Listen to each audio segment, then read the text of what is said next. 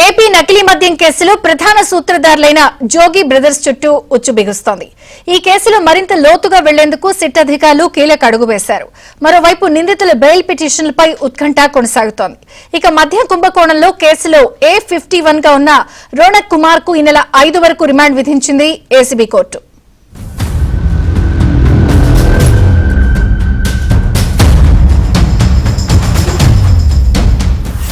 AP నకిలీ మద్యం case దర్యాప్తులో జోగి బ్రదర్స్ నుంచి వివరాలు రాబట్టేందుకు సిట్ సిద్దమవుతోంది.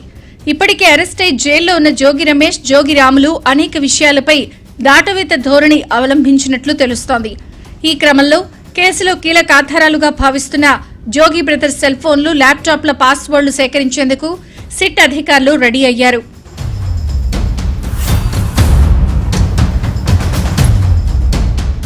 జోగి రమేష్ కుమారులు జోగి రాజీవ్, రోహిత్, అలాగే జోగి రాము కుమారులు రామ్మోహన్, రాకేష్ ను సిట్ అధికారులు ప్రశ్నించారు.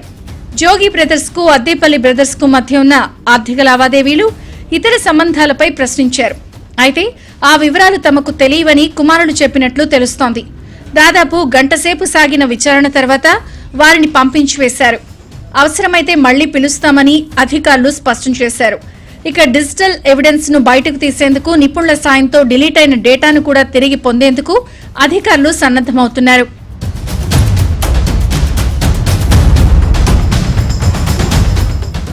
నకిలీ మద్యం కేసులో అరెస్ట్ అయిన మొత్తం 12 మంది నిందితులు దాఖలు చేసిన బెయిల్ ఎక్సైజ్ కోర్టులో విచారణ జరగ్గా పిటిషన్లపై తీర్పుని నెల 8కి రిజర్వ్ చేసింది. నిధుల దుర్వినియోగం కేసులో అరెస్ట్ అయిన ఐపీఎస్ అధికారి సంజయ్ రిమాండ్ 17 వరకు పొడిగించింది ఏసీబీ కోర్టు. మరోవైపు పటమట పోలీస్ స్టేషన్ పరిధిలో ఇటీవల అరెస్ట్ అయిన 4 మావోయిస్టుల రిమాండ్ డిసెంబర్ 16 వరకు పొడిగిస్తూ ఆదేశాలు జారీ చేసింది.